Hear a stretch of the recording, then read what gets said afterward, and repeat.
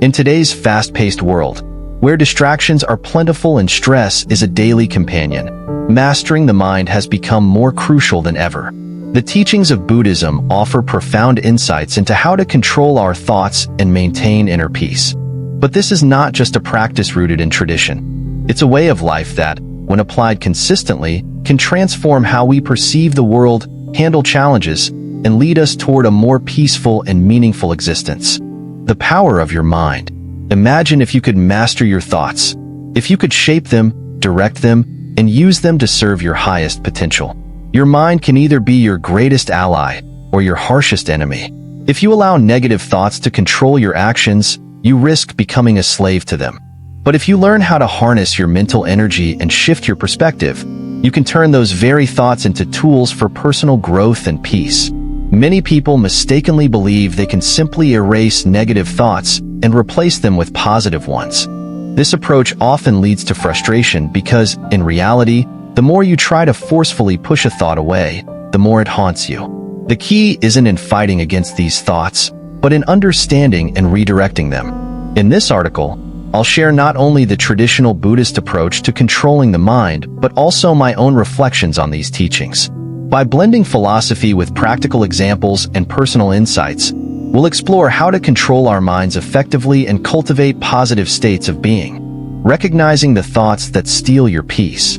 The first step in mastering the mind is to identify the thoughts that rob you of inner peace. We all experience mental disturbances, but they vary from person to person.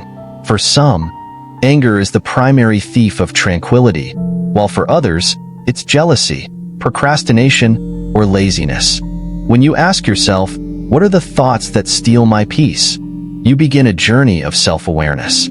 This question allows you to delve into your weaknesses and understand what triggers your mental unrest. Take jealousy as an example. It's a deeply ingrained emotion that can easily derail your sense of calm, leading to feelings of inadequacy or resentment. Once you recognize that jealousy is one of your triggers, you can take steps to address it.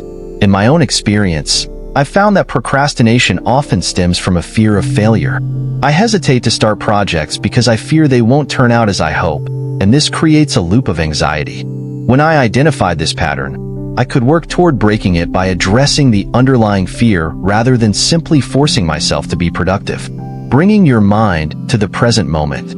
One of the most powerful tools for managing your thoughts is the simple act of asking, "What am I thinking right now?" This question brings your mind into the present moment, breaking the cycle of dwelling on the past or worrying about the future. Our minds are rarely in the present. We often find ourselves caught in a web of past regrets or future anxieties. But when you consciously ask yourself what you're thinking at this very moment, you ground yourself in the present, where true peace and clarity reside. For example, during moments of stress at work, I've used this question to snap out of my worry about future deadlines and focus on the task at hand. By doing so, I am not only more productive but also more calm and collected. Evaluating the helpfulness of your thoughts. After you bring your mind into the present, the next question to ask is this thought pattern helpful? This question encourages self-reflection and pushes you to evaluate whether your current mindset is beneficial or harmful. Take anger, for example. When you're caught in a wave of anger, it's hard to think clearly. But if you pause and ask yourself, is this anger helping me? The answer is often a resounding no. Anger doesn't solve problems. It exacerbates them. It creates distance between you and others, fuels resentment, and ultimately hurts both you and the people around you. By examining the consequences of your emotions, you can detach from them and choose a healthier response. In my own life, I've found that anger often stems from unmet expectations. When I ask myself whether my anger is useful, I realize it's better to let go of those expectations than to allow anger to take over. Finding a positive alternative. Once you've recognized that a particular thought or emotion isn't serving you, the next step is to ask, what's the best thing to do instead? This question encourages proactive problem solving and shifts your focus from negative emotions to constructive actions. If you're feeling jealous, for example, instead of stewing in those feelings, ask yourself, what can I do to counteract this jealousy? Perhaps you could focus on gratitude. Reflect on the things you have rather than the things you lack.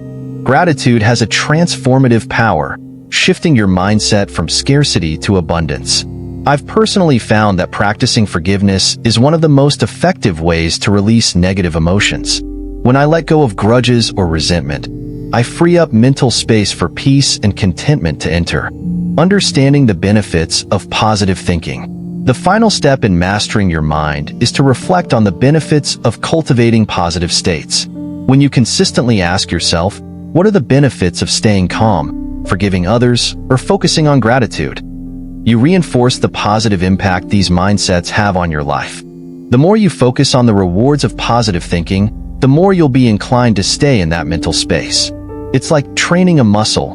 The more you practice, the stronger your positive thinking becomes. For instance, I used to struggle with laziness when it came to exercising. But once I started focusing on how good I felt after a workout, more energy, better mood, and improved health, it became easier to stay motivated. I wasn't just forcing myself to exercise. I was actively seeking the benefits that came with it. The importance of consistency and practice. Mastering your mind is not a one-time event. It's a lifelong practice. None of these strategies will work overnight, but with consistency, they become second nature. You will fail at times, and that's okay. The key is to keep going, to maintain persistence in the face of setbacks. As with any skill, the more you practice, the better you become. Eventually, controlling your mind and managing negative thoughts will feel natural, and the peace you seek will become a regular part of your life. A lifelong journey. In conclusion, controlling your mind is not just about silencing negative thoughts, but transforming them into opportunities for growth.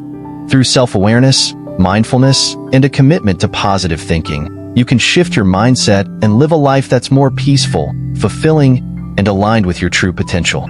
Remember, the journey to mastering the mind is ongoing, but with each step, you move closer to a state of inner peace.